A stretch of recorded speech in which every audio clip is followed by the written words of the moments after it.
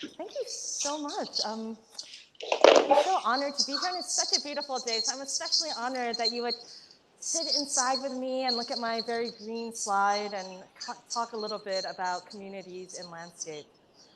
So I have to say, I'm so honored to be here at Penn State. Penn State has always. Let me see if I can change my slide.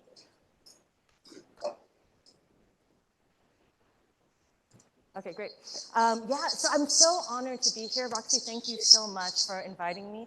I think, I know I had lunch with some of you and we talked about why we were at Penn State, and you all said exactly how I felt, which is that it's the best. The number of people who have come through Penn State, I was literally just with some of my faculty members in Syracuse, and every single one of them had gone to Penn State. It really is not only an amazing team. You have just like a very, very, very deep bench. All of my bosses, so many of my friends have come through here, Penn State. And I think in that way, we have to realize that what you're doing here in the Department of Landscape Architecture is really shaping the field of landscape architecture. What you're teaching here, I've heard about it in California when I was in Oregon. It's widely talked about. So I hope you realize that what happens here doesn't just stay here. So welcome back from spring break, and welcome to this like really incredibly beautiful day. I was telling, when we were talking about, I thought it was a little bit too beautiful. Yeah, it made me a little bit worried about climate change. I'm not sure if other people also felt like it's not right to be this nice. Like I'm into it, but it's not quite okay. And it kind of reminded me, I know that right now, especially at SUNY ESF, Robin Wall Camara is one of the faculty members there at the school. We talk so much about Indigenous learnings and how Indigenous nations really deeply studied and lived according to nature's rhythms. And of course, that is wonderful and that makes sense because they don't have iPhones back at that time. There really wasn't an alternative. But as I thought about it more and more, we also don't really have an alternative other than to deeply study and live according to nature's rhythm. This really kind of like came home to me as I was taking a train. This is actually from the, I think this was from the fall, but I wanted to show it to you all because I think many of us have either just come back to State College from abroad and from like other areas, and maybe you had the same feeling that I did. So this is me coming out of the train station, and I always kind of like think as I'm going out of these train stations about the changing landscape. So here's kind of an image of the train as it's lurking at the station, as it's going through the narrow streets. It was a really early morning train ride, so you start to get these glimpses of the morning routines. And you start to see the city waking up.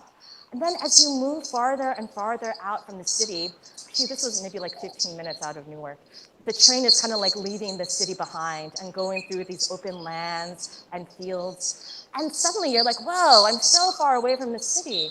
I'm so separated from the city streets and all of like these human activities. All I see are these kind of verdant parcels and agricultural lands. And it just really amazes me how the city was erased so quickly, but is so near.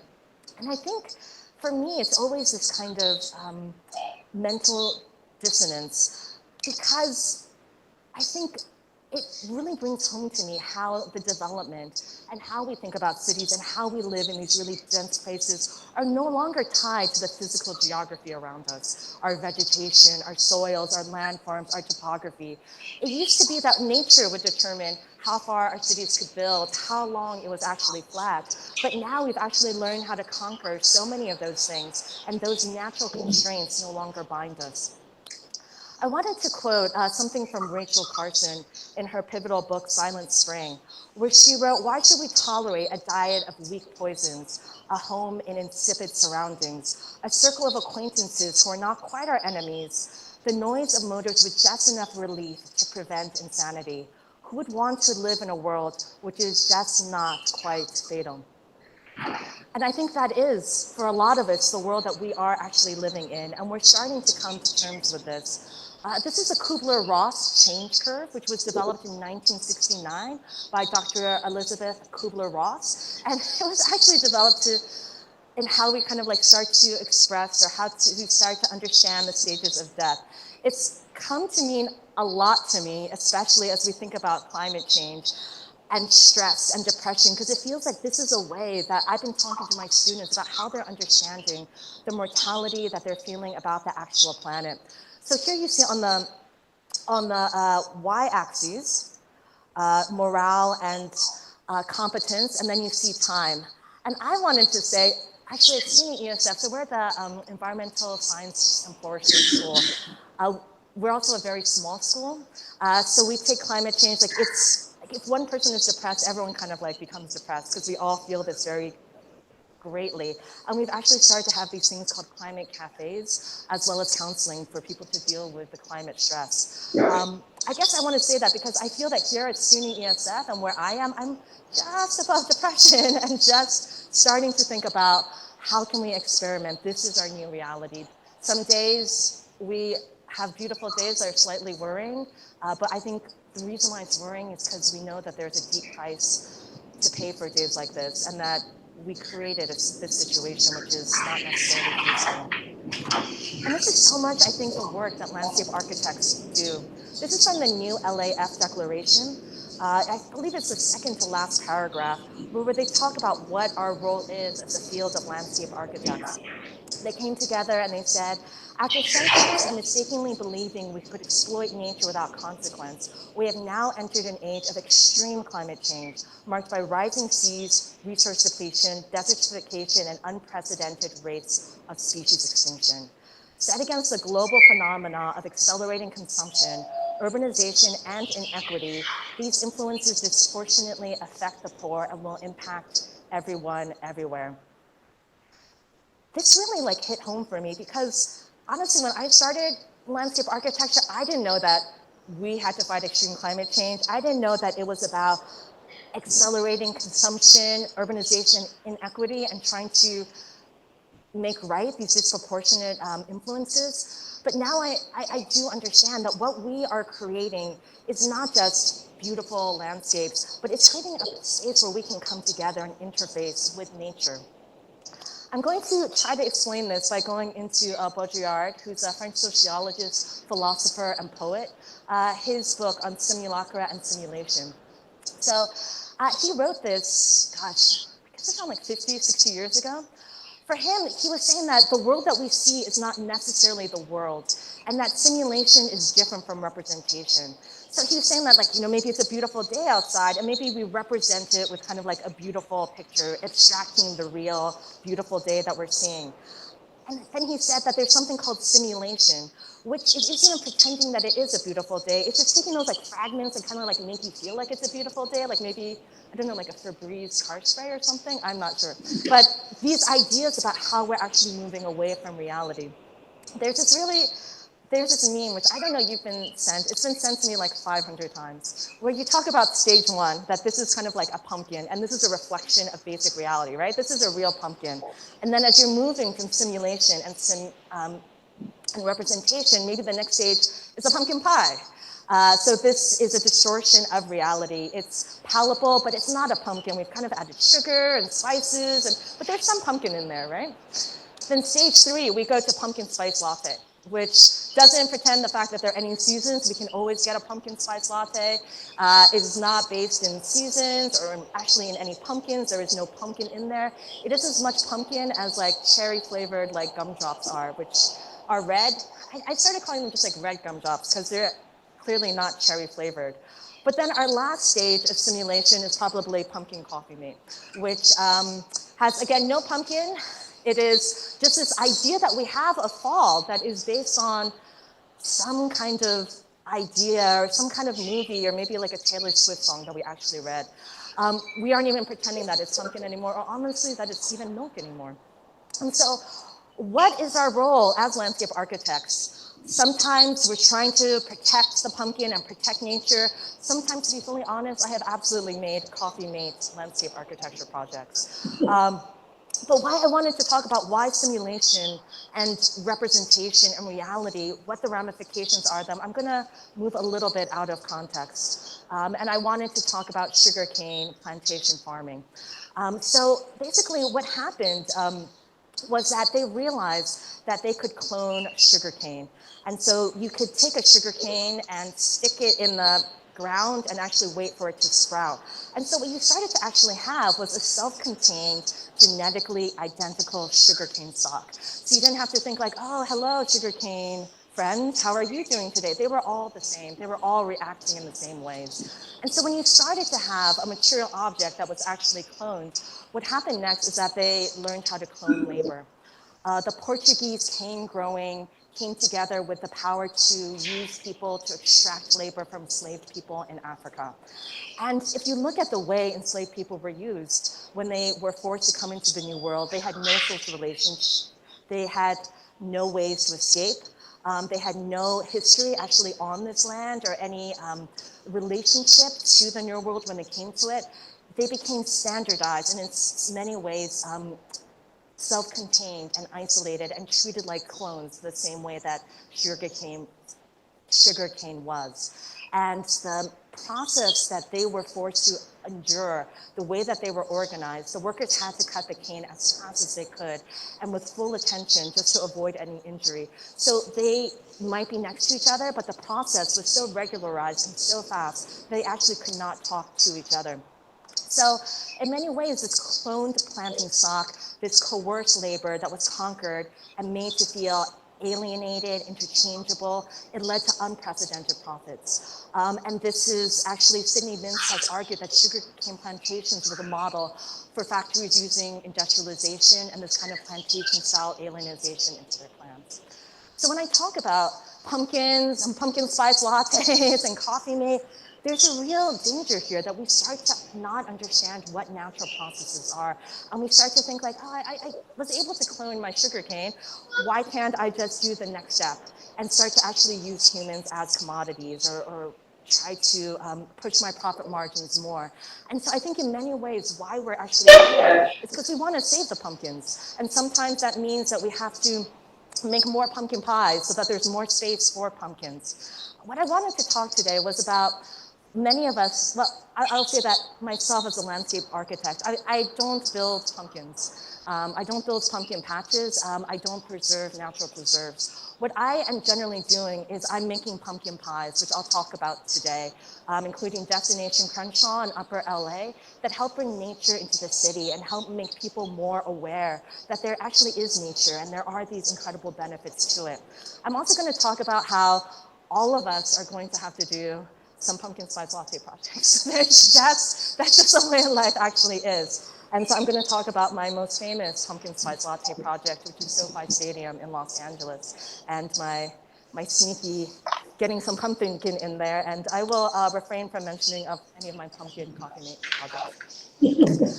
So let's start with SoFi Stadium. SoFi Stadium was a really exciting project, an actual football team for the city of Los Angeles. But before I kind of like talk about SoFi Stadium, I wanted to give you some context. Derek and I were actually talking last night about the urban amenities arms race, which is so prevalent in so many of our cities. As geography starts to become less important, since we could work anywhere in the world, you have to provide all these like special kind of like amenities for people to come and live in your city and pay taxes, like sports coliseums, like SoFi Stadium, like buildings and parks. And this has created a kind of commoditization of parks and open spaces. And I would argue that SoFi Stadium actually absolutely falls into that situation. So this is an image of where SoFi Stadium is. It was located on an old horse track, racing track called Hollywood Park, between LAX, our airport, and the 110 freeway. Here's an image of the aerial. It was 300 acres. You can see even a football stadium is pretty small in 300 acres. And so when we started designing SoFi Stadium, this is what a typical stadium looked like. This stadium, like Arrowhead Stadium, was really just like a parking lot. I would say this is a parking lot with a stadium attached to it. It was a single-use space, a big space for single uses that was congested a few weekends a year, but otherwise completely barren. And so the idea from the start of SoFi Stadium is that since it was so large, it could be part of a mixed-use redevelopment plan So it would ultimately include 5 million square feet of new buildings, office, retail, hotel. That includes 2,500 residential units, as well as the NFL stadium.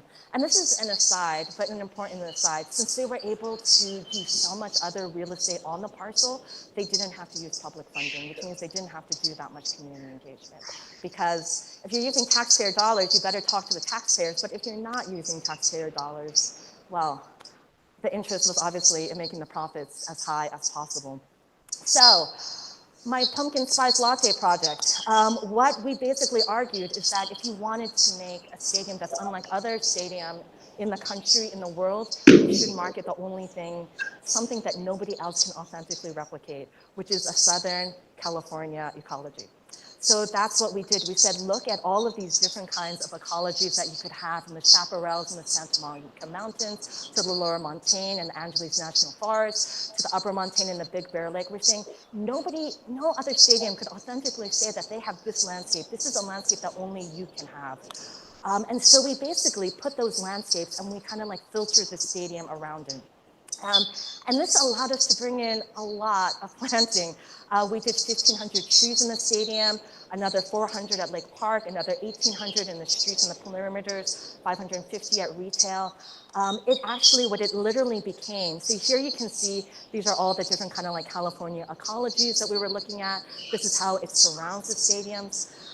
Like, I'm so sorry for repeating myself from last night, but we don't call this a football stadium. We call this Los Angeles' newest arboretum. It was the largest purchase of trees in LA County since the arboretum was formed. And it was also in a park poor area. So yes, it was a pumpkin spice latte. It was about the commodification of the California ecology. And also, at the end of the day, nobody is going to come to the stadium to look at our planting. I just wanted to also show you this. Because of the height restrictions, because it was so close to the airport, the stadium was going to be too tall. So we had to dig a humongous hole 80 feet into the ground to build the stadium. And so this is where we actually put our planting. These are landscaped walkways and terraces down from into the stadium entrance with vegetation from the Mediterranean biome. So we got our plants. Now we had to think about actually how we could argue for the community. So this is how SoFi Stadium looks like with its surrounding area. So you can see it's one of those kind of like really big mega block areas where people weren't able to, they would just basically walk around it. And we argued that, hey, you want it to be a mixed use space. You kind of like maybe need to build some access to the community. So these are our parties about how this could be a central park for the South Los Angeles area. Here's our initial idea, how it reaches to the corner, how the programming around it works. And we also use these ideas to do our grading and to bring our stormwater actually in from around the property and some of the street stormwater runoff into this lake. And this lake actually captures and stores and cleans around 80% of the on-site stormwater. And here's our image of the rendering of that lake. And here is SoFi Stadium alive with our California ecologies. It will be the site for the 2028 Olympic opening ceremony. And here's another view of our lake that captured all of that stormwater. I love this project, I have to say. I know that stadiums are complicated, but this stadium showed best managed practices for stormwater, provided services and parkland and jobs in South LA. It positioned South California's magnificent ecologies. But yeah, it's definitely, it's a pumpkin spice latte project. Yeah. So I wanted to talk about two other projects, which I'm going to call pumpkin pie projects. These are ones that I feel are a little bit, we didn't try to like sneak in the back door and try to commoditize what nature was. The first one is the Upper Los Angeles River, which is over 15 miles of river in LA County. And this is another type of project because this was a mainly community political project. This is an image of Governor Jerry Brown signing Assembly Bill 466. Which established the Santa Monica Mountains Conservancy to focus on the Upper LA River and look at it and develop these plans in terms of watershed health and community support. And I think a lot of what was driving this was the water in Los Angeles and how we're absolutely running out of it, but also just the fact that zip codes are more important than our genetic codes in determining our future opportunities. And I know that you all know this because you've all told me about this all day long, about the power of parks, how parks have impacts on people's individual health, how they have impacts on carbon dioxide production, how they increase safety, how they increase community, how they increase your chances of graduating from college, how they make every aspect of every community much more powerful. And so the government was obviously like, we need to have more parks in Los Angeles. And I'm gonna just now go through a list of all the people that were on the committee to work on this. So here is our first list of who is on LA County Public Works, the internal county team, the steering committee team, more steering committee teams, the consultant team. Yeah, this project is maybe, I think when we started, we said it'll probably take 25 years to complete. We now know that we were way too optimistic in that idea. I know many of you are doing a suitability analysis, and you'll be glad to know I do suitability analysis all the time when I'm in practice, because the major argument is, why are you spending money on that specific area? Why aren't you spending money on my area? So what we actually did is we found all these metrics that related to the assembly bill that Governor Jerry Brown signed, and we said, this is how we're going to assess these things like park accessibility, population density, household income, water and environment, and then we ranked every single tributary based on those, and then made the highest ones the areas of our study. So the reason that we did this is, well, I do love Excel. Some part of that was because I really love Excel, but mainly so that you could have a logical argument to explain why certain areas got studied. When you're doing 51 miles, not everyone's going to get the same amount of attention. And here I pulled out these slides just now to show you my suitability analysis, where I looked at where are the layers of park need, how does that layer on top of where there is access to the waterways, where there's access to culture, arts, and education. So this is where I was trying to show like where the areas were that people needed things, where are areas that are the most disadvantaged in the state. So we're starting to get this kind of like gradient about what the need actually is. And then on the other side of my suitability analysis, where can we actually build this? Where is the vacant land? Where is the open space that we could do something? Where is the public land? Where underutilized land, such as power easements? And then we started to get this intersection of where high need and land opportunity is.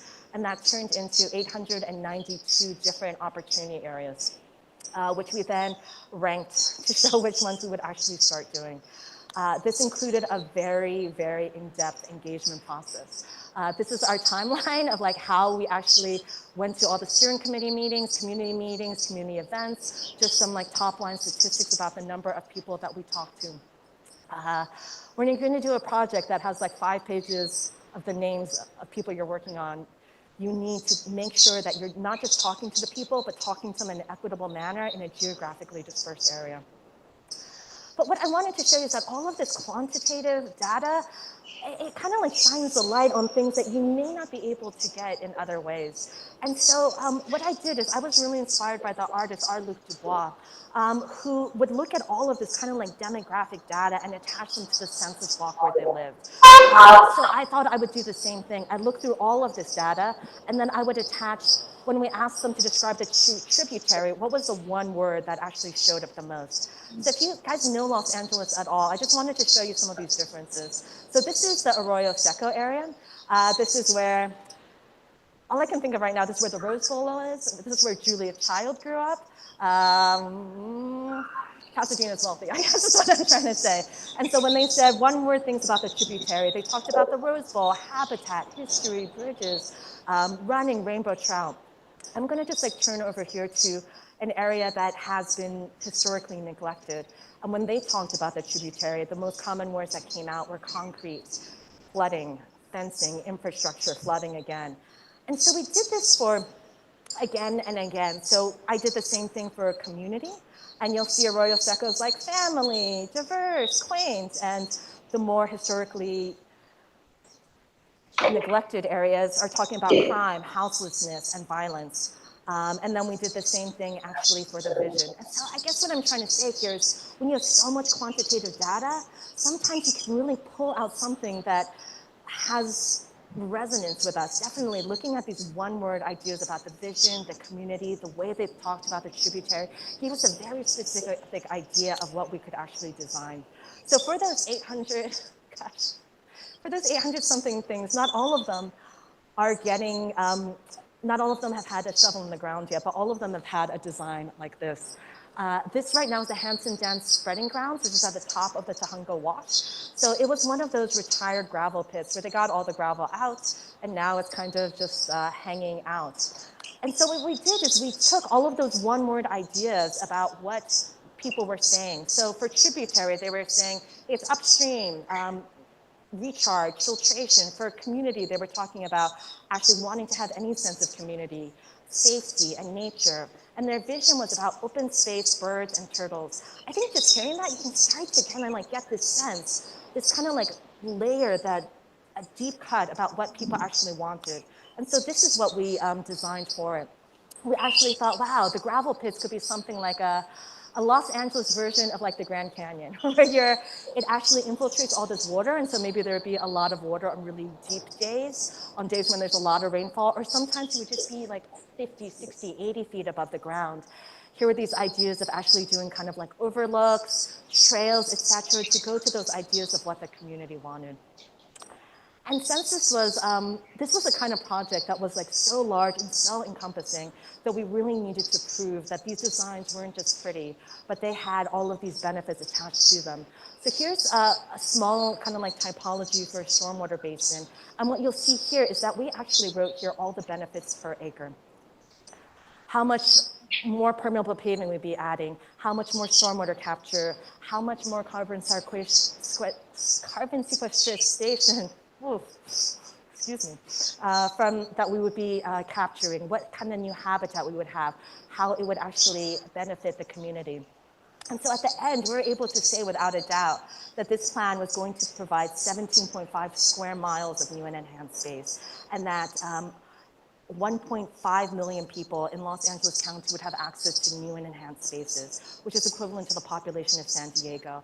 And almost half of those would be considered disadvantaged by the California state, which is equivalent to the population of Detroit. I think this was the reason why the plan was unanimously adopted, and the SB 45 bond measure put in $5.5 billion with this one of the projects that would help LA County. And here is the groundbreaking of our very first project. Again, this is not a pumpkin. This is not true nature. Definitely, were these people posing for political gain? Absolutely. But are we also providing access, ecosystem restoration, and multiple nature-based systems? I think we are. The next project I wanted to talk about is Destination Crenshaw, which I call a cultural pumpkin pie project. Here's a rendering. This was done with the firm I was at, Studio MLA, as well as Perkins and Will. And so I just want to tell you a little bit. I don't know if anyone has been to this area of Crenshaw and Slauson in South Los Angeles. It's an area, this is the kind of 5-minute walk, 10-minute walk from around where Destination Crenshaw is. Destination Crenshaw is this line here. There are a little bit less than 25,000 people, majority African American with a median income around 40,000, and 42% are homeowners and 51% are renters. I think I talked a little bit before about how park poor Los Angeles is. Los Angeles has a county average of 4.9 acres of park space per 1,000 people. The national average is around 12. And this area in South Los Angeles, where Destination Crenshaw is, had 0.7 park acres per 1,000 people. It was a historically neglected community in terms of park space, as well as here are just some highlights of what the food desert is. It was also a historically African-American community. So when Metro came in and they said, you know what, everyone says we need to build more subways and public transit in Los Angeles. And I was like, yeah, we all need more public transit. And they're like, you know how we're gonna do it? We're gonna do it by taking Crenshaw, which looks like this. I mean, it's a big street. It's around 130 feet of roadway. And they said, you know what, you have a really big street. We're going to build a train from mid-city to the airport, and we're gonna do it by putting a train line right in the middle of your street. People flipped out. People flipped out because this is 1.1 miles where they went, the train went above grade. So that's kind of like above the street rather than like underground, when all the rest of the train line was underground. And it just happened to be in a historically African-American neighborhood. This did not actually start as a design concept. It started as a protest, which was led by the late Nipsey Hussle, as well as Ron Finley and Issa Rae. And what they did is they gathered all these people together in the community, and they said, you know what, we're going to fight this. This just doesn't make sense to have, in the neighborhood where we're at, they're going to bisect it with an at-grade public transit line. Unfortunately, Metro said, you know what, we're going to save, I think it was $2 billion by being at grade rather than below grade. And so they said, okay, if you're going to save $2 billion doing it, then let's talk about what it can actually be, rather than just, why don't you give us some of that money and we can figure out how to make lemonade out of lemons. So this is a group that was formed by, you can see there's my good friend Ron Finley right there. He formed this group of, with Councilmember Marquise, who invited artists and kindred souls kind of like in the area. And they came together and they started to talk about, these are just kind of like some notes about what they talked about that area actually meant for them. And I think we talked about this a little bit today about sometimes people, I don't honestly think Metro meant to be racist, but they didn't see the value in that area and didn't understand why they couldn't bisect it and save billions of dollars. So we're like, you know what, this is what the memories are. And you know what we should actually do? If you're going to bisect it, let's, instead of just bisecting the neighborhood, let's make this a showcase. Let's have everybody who rides this line as they come out of like the airport and they're going downtown, let's make it so that when they look out the window, they actually see what this area is. Let's have art, let's have dance, let's have culture, let's have a linear museum right outside of where this train line is. They made the analogy that this is like Bermuda grass. Bermuda grass, or giant star grass, was the East African plant used as bedding hay on the Middle Passage. And it's a beautiful analogy that the community came up with, because they said that middle grass, Bermuda grass, despite being uprooted and drafted into providing a service for which it was not intended, the grass managed to anchor itself and thrive. And then once the grass was settled, it expanded horizontally, creating new nodes, which in turn incubated new root networks and sent new shoots skyward. And it is a really strong resonant symbol of the history of African Americans and of this community. And so we use this as kind of like our guiding star, our party, if you would say.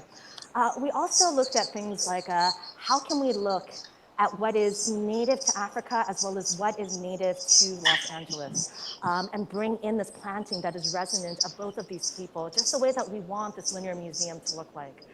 So these are the street trees we chose. I have to say, I'm going to be very selfish. I chose the pink trumpet tree, which blooms in February during Black History Month. So like, it feels like the whole entire area is just like celebrating Black History Month together. We worked with a select group of members of the community to brainstorm these key ideas. And of course, there were dots. I mean, there are always dots at these meetings where people kind of like vote on what they want. And it was only after we had some kind of solid ideas that we went to the larger community to present it to the public for reaction and feedback. It is in construction right now, but I'll show you some of these images. This is kind of like what the streetscape is going to look like. You can see our shade structures were very much based on that Bermuda grass concept.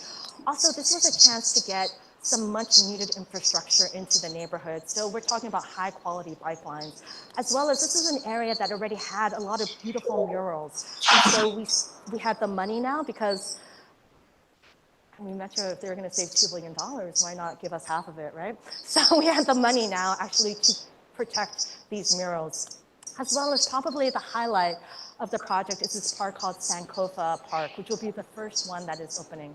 So the Sankofa bird, which you can see up here, is a symbol in Africana studies. And Sankofa can be translated to mean go back to the past and bring back forward that which is useful.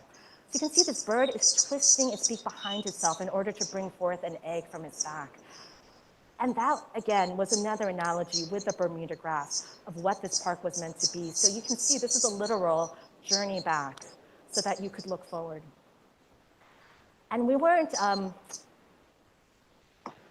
how do I say this? I know that landscape architects are usually shade-loving people. We were not shade-loving in this project. We made a huge monument to Crenshaw. We compared it to all the other, other monuments in Los Angeles, such as the Hollywood sign, the Watts Towers, etc., to make sure that it was substantial. This is a picture that I actually took to make sure that we could see where it would be when you land in LAX. Here's something from the New York Times talking about our first round of public spaces. And so I really hope next time you're in Los Angeles that it will be open and you'll get to see it. And that the project will grow and sprout in the neighborhood like the Bermuda grass. So again, this is not a pure nature situation. It absolutely isn't nature at all. It's a street design more than anything else, or maybe a sculpture park. I think what it is actually something quite interesting, which is it's a representation of nature and about our community that we should see a lot more of. The last project that I wanted to talk about is, I love this project too, yeah. It's Opportunity Village Eugene, which was a project that we finished last year when I was at the University of Oregon, Department of Landscape Architecture.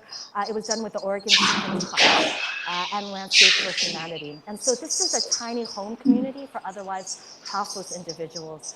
And it's a project, I think, that comes the closest in my mind to Margaret Mead's quote, that never doubt that a small group of thoughtful, committed citizens can change the world.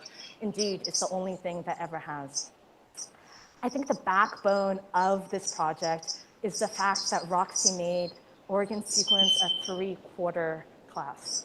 Unheard of. It was really like unheard of. So we had all of fall to just do systems analysis. And so my systems analysis was basically like, understand who you are, talk to people more, talk.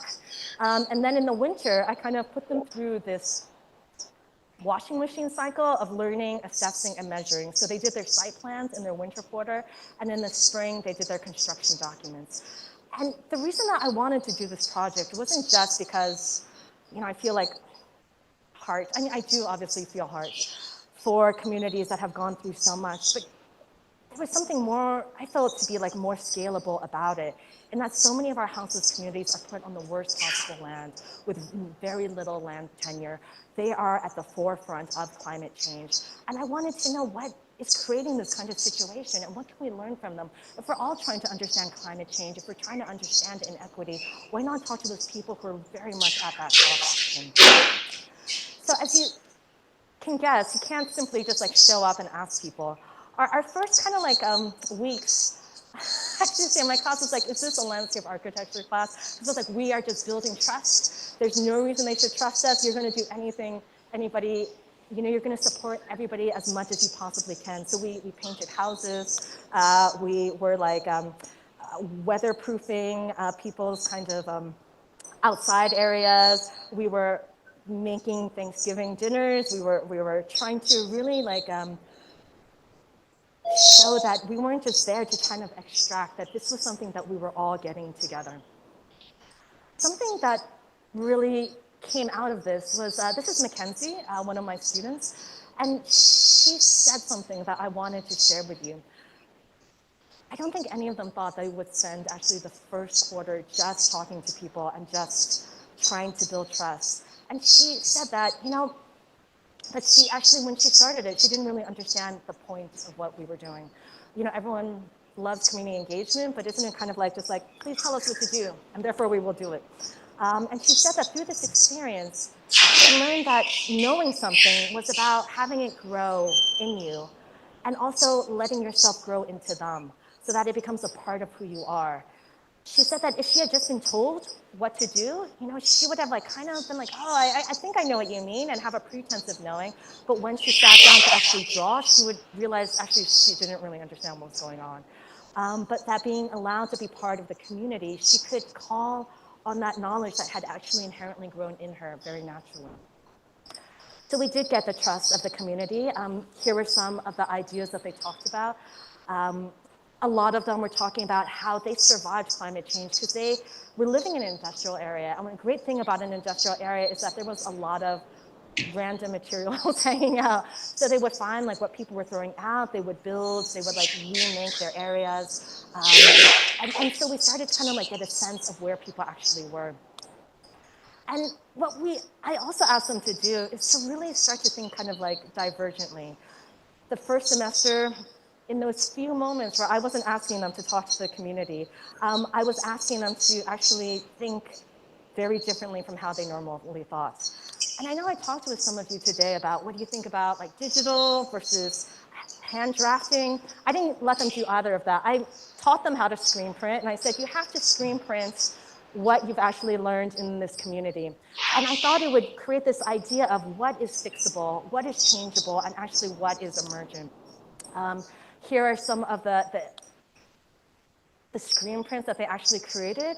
Many of these were actually sold to help raise money for the village.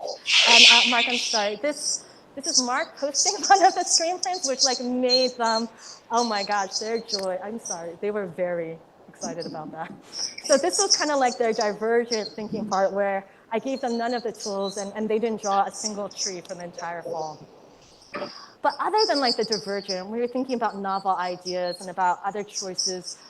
I mean, we aren't living in Wonderland. They also had to think about what are the rules governing it? What does the city think? What is useful? How do they analyze? How do they actually filter? So since we had a whole 3 quarters, we met with every single person working on house business in the city. We met with the city of Eugene, we met with Parks and Recreation, we met with people who had formed other houses communities, we met with national groups like Palette, which is creating some of these transient housing communities. And so together, we had the divergent thinking, all of their screen prints and all of their time, and now they started to understand what some of the parameters of it actually were. And so they came out with some really beautiful designs. They talked about how the new community could be developed with more personal space, with more buffers. They talked about if these are the typologies of the housing are, how can we bring in artwork? How can we think about like the front yard actually differently? How can we think about security and belonging with like these different levels of fencing? The one thing that I was really excited is that they started to think about palimpsest. Palimpsest is one of my all-time favorite words. And I'm gonna just tell you what it is. So it's basically, it's like if I was, back in the day, paper was too expensive, right? So like if you wanted to draw something or write something, you may not have a new piece of a parchment or etc. in order to write on. So you'd probably take like your friend who wasn't looking, steal his parchment, her parchment, and you would erase it. But probably erasers weren't that good either. So you would kind of like somewhat erase it and then draw, write whatever you wanted. And it would be almost impossible to not be reading what you didn't quite erase, and it would infect your mind, and it would affect your designs. It kind of reminds me of like when I was in grad school, and I just watched Gossip Girl my entire final term. And in the background while I was like rendering, definitely, there was some Gossip Girl mix that got into my, my designs. But so this idea of like a palimpsest, and I think, again, I was talking to Derek about this last night.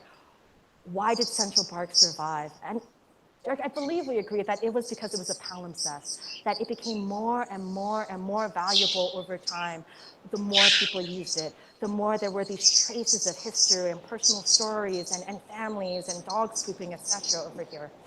And so what this class came up with is they said, these tiny home communities for other houseless people can also be palimpsests. So today, maybe they're just in these normal shelters, but then they start paying it forward. They start planting trees. They start developing their houses. Maybe even if they move out in 6 months or so, they're paying it forward. And then the next group actually comes on and they see someone started a community garden, someone started a tree that's little, maybe I'll like order it.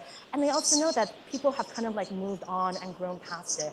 And there became this like kind of like palimpsest of concept and these people who were in this community who have left a trace behind and made it more valuable through it. Pastor Dan, who was actually the founder of this village, said that before he had met us, he didn't think there was any need for landscape. Why do you need landscape that's going to take so long to grow when you're talking about a transient community? But he said that through this work, I'm convinced that landscapes are in many ways more important than the shelters. Another thing that the students designed was this wall, a monument wall that people who lived there would actually add a tile to talk about their time at the village or their history, and that it would grow into something larger. This design won the ASLA National Student Awards, but I think what's actually more important than that is the community is actually building these designs. And it's not just the community who's building these designs. Again, because of the 3-quarter sequence, we had the same jurors like half a dozen times where they would come and see people's midterms. These were people from the city of Eugene, St. Vincent de Paul, Carry It Forward, Square One, people who not necessarily always had like the time to be in the same room together, but were really motivated to help our students consider things. And as they were there, they started talking about like, hey, could that work? Hey, could we talk about these things? And it's incredible what having a student body that is eager and having that time to have these conversations and to meet each other again and again actually can do. So some of the policies the students have come up with are actually making their way into the city of Eugene's policies, as well as to some of their new sites. So I guess what I'm trying to say here, I guess to kind of like wrap it all up here, is that designs come with all kinds of like shapes and sizes. And a lot of it is going to depend on the kind of client that you have. In some of them, you're going to try to get in green space and benefits in the back door. In some of them, you're going to just have to like do all of the statistics and choose the community and public benefits. Sometimes you're going to get the amazing opportunity to daylight different cultural ideas of nature. And sometimes you get to unravel new perspectives on the role of landscape architecture on some of the nation's most critical problems. But I think what we always want to do is try to get as close to being a pumpkin and as far away from being coffee mate as possible, that we want to kind of like have these different perspectives. What makes coffee mate gross is that it's just one person's perspective about what pumpkin actually tastes like. But if we were able to synopsize all these different ideas of pumpkin, how much closer to like real pumpkin would we actually get? And that's why I think that the wash cycle, this learn, assessing, measure, I know this is the most important part of design. The more you do this, the more you're talking to the community, the more that you're studying your history and understanding the concept.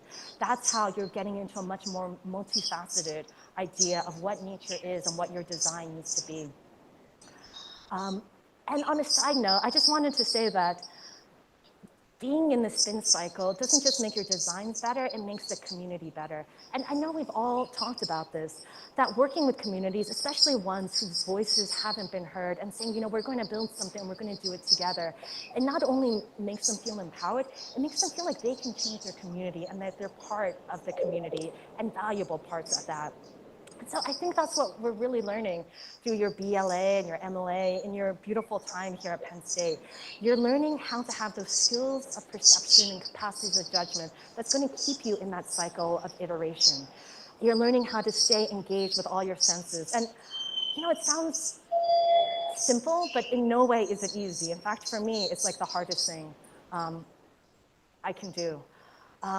Because it's so much easier just to provide plans and to provide Excel documents and predictions. But instead, what I think we're meant to do as landscape architects is to join them in thinking about what the future could be like, what hopes and dreams could be like, and to engage in what anthropologist Hirokazu Miyazaki said, a method of hope. That we open up our perceptions to what is going there so that we can in turn start to work with them to understand what the potential future of it could be and to iterate from a place of hope and deep understanding. So the last thing that I would really like to say is, yeah, I hope that we can all support each other on this. And this is my email. I really hope you use it. I will definitely respond. Sometimes I'm a little bit slower than other times, but I really hope that we can be in this journey together and help each other kind of like stay strong as we try to stay patient and try to stay present. So thank you.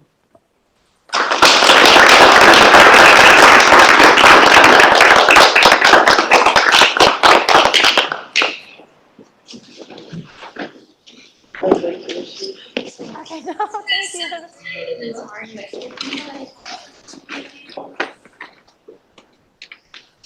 Where did all the parking go at SoFi? Yeah. There is parking still. It's very expensive, and there's also a metro line that goes through there. There's also shuttles and parking spaces in other areas. Yeah. Fewer parking spaces per seat than other stadiums. Yeah, there are fewer parking spaces on site. and there are fewer parking spaces, period, but there's still a lot of parking spaces, unfortunately. It's Los Angeles, yeah. But there is public transit, which helps some. That's a great question. No. It's a tailgate though if you're going to be at a football game. So. You can tailgate at one of the shuttle places, you know? Yeah. It's the same way that we tailgate for like the UCLA games. Like there's no way that you're all getting parking. You tailgate actually, and then you take the shuttle. And it's lovely. We just have to change our idea of tailgating. I think the party's in the structure, basically. The party's part of the complex. It's not your own individual little spot bar. You know, I have to say I've never gone to a game at SoFi. Yeah. Okay. Yeah. So I don't exactly know where the party is. Yeah. But I will ask. I am not a football person. I was thinking of this in two ways. One is I recall as an undergrad having some professors who opened my eyes to the social aspects. I came to the profession really from a love of nature and making and building things, and not really thinking about the implications to people, working with people, or all of those social aspects, and then having a having an awareness. I remember learning about, this seems like a public space, but oh, wait a minute, it's not really. You know, there's a private space that pretends to be public. Yeah.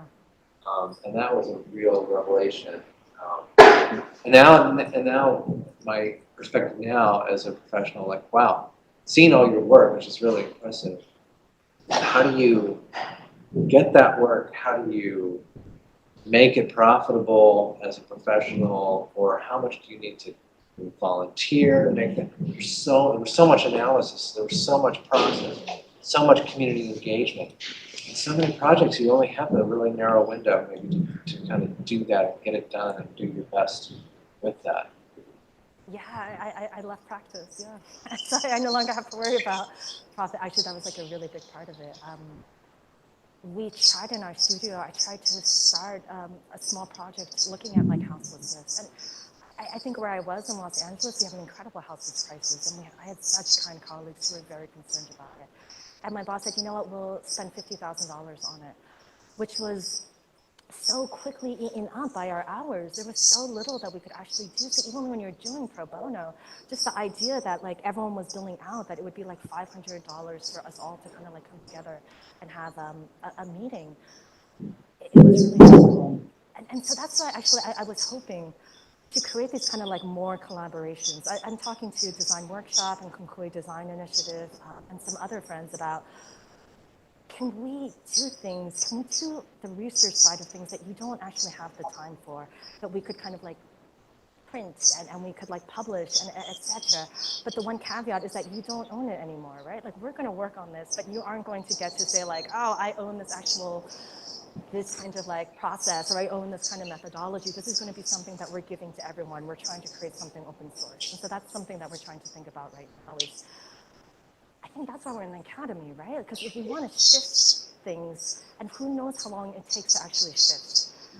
So we have the desire, and we've already given up all of our money. So let's talk about how we could actually make things real in terms of projects, which right now, I don't have as much of ability to do as I used to.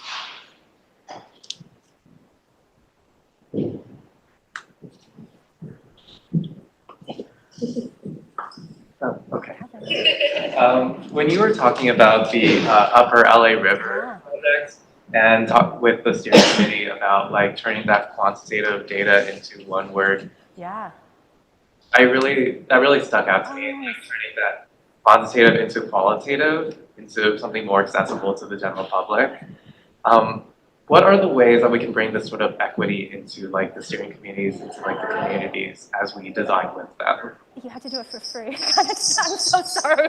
Because I think I said it, and I remember my boss was like, they're not going to pay for it, and I'm not paying for you to do this weird project that you got inspired by some artist to do. So I did it, and then I showed them. They're like, we love it. Yeah.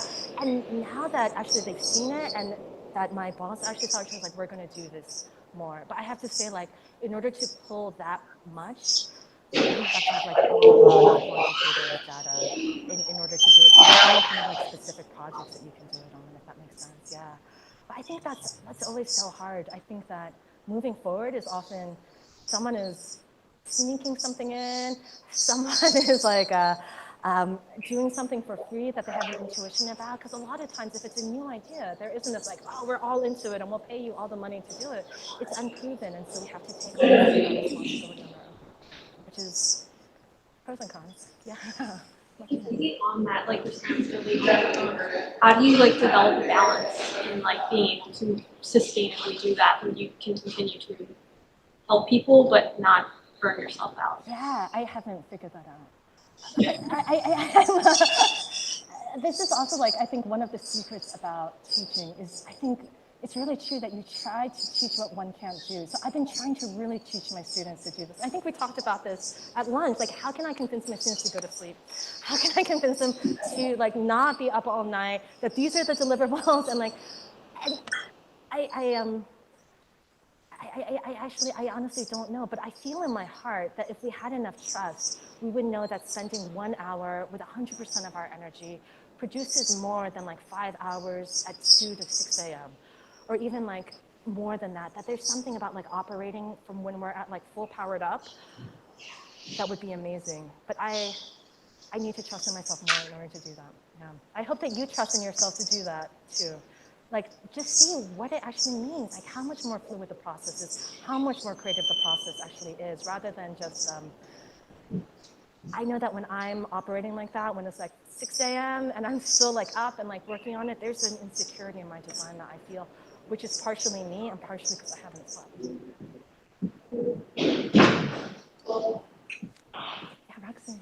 Spent a lot of time on the West. Yes, yes, yes. Recent emigre. Yeah, very recent, yeah.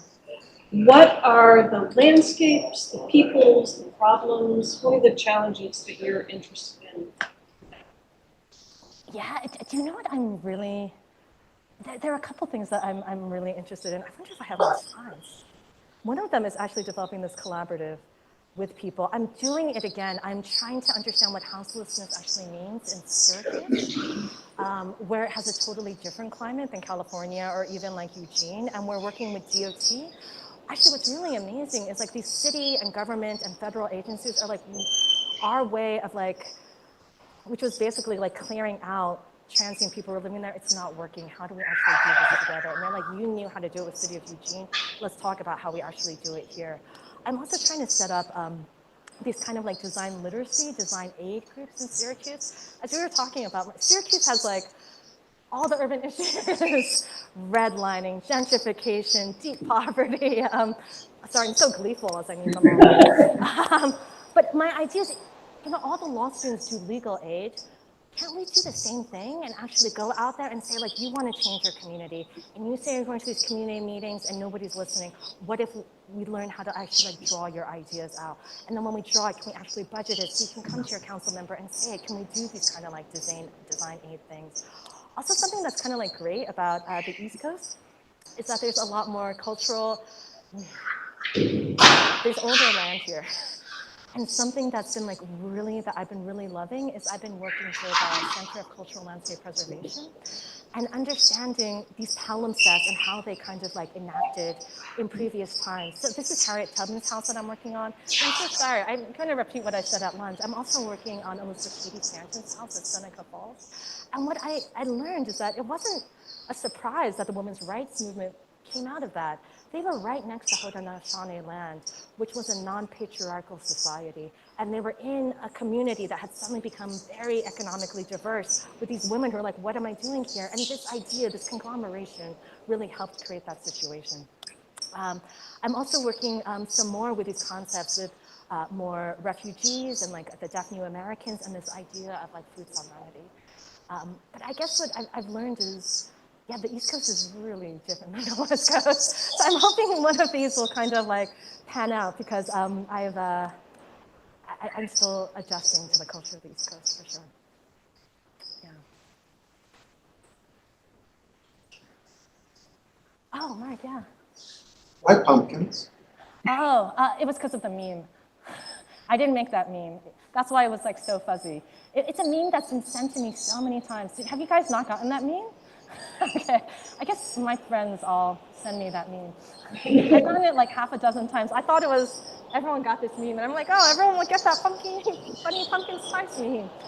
That's why I thought it was, I made an assumption that everyone got that meme. It's also interesting because the history of pumpkin pie in particular, is really associated with the development of North America as a colonial nation. So the fabrication of a thing is also part of the fabrication of a place. And then there's this whole thing with beer and Yeah. Starbucks lattes that I'll tell you later, right? So it's a very interesting sort of social and political production of place through food that also echoes a practice and a discipline of perception of landscapes. Oh, Mark, I think you should give the pumpkin lecture. Not me, no way. Eat pumpkin pie, don't talk about it. That's amazing. Thank you.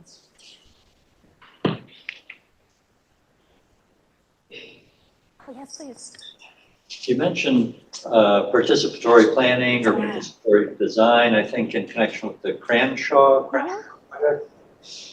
I was wondering if you could say a little bit more about how that went and whether you think that that's an appropriate tool for many different kinds of projects or only specific kinds of projects. Yeah, that's, you know, I just recently started my studies in a PhD in anthropology, and I'm starting to realize that a lot of the ways that I've done community engagement that I thought were like super rad may not be so super rad.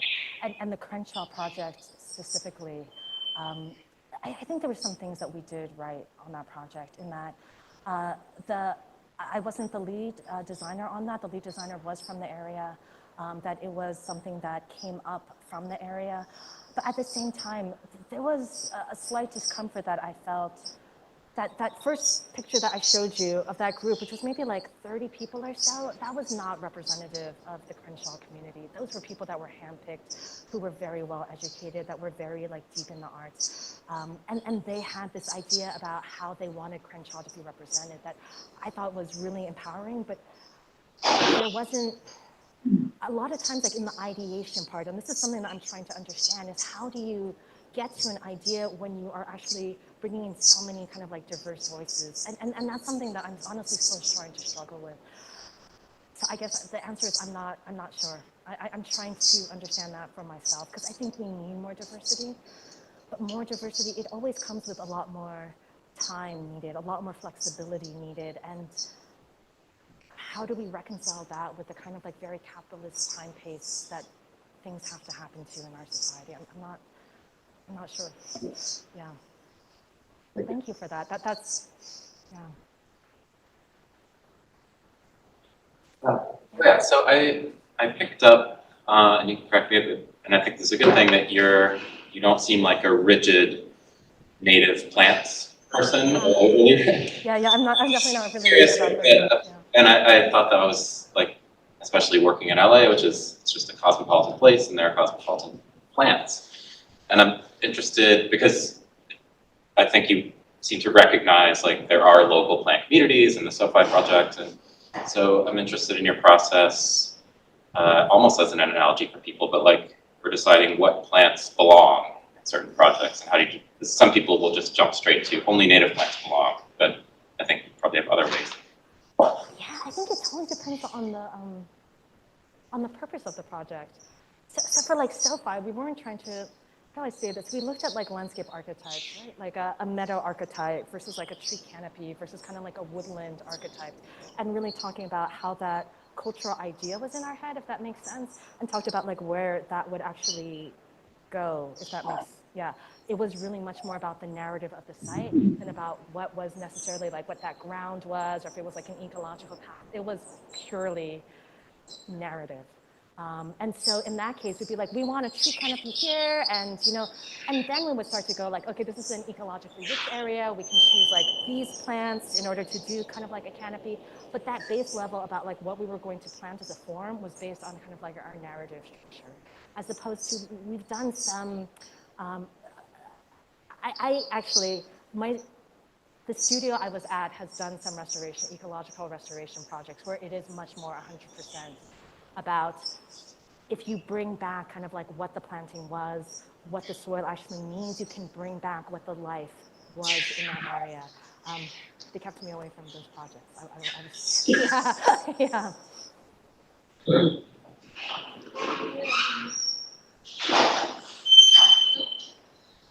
I think we'll give another Thank you so much. Thank you.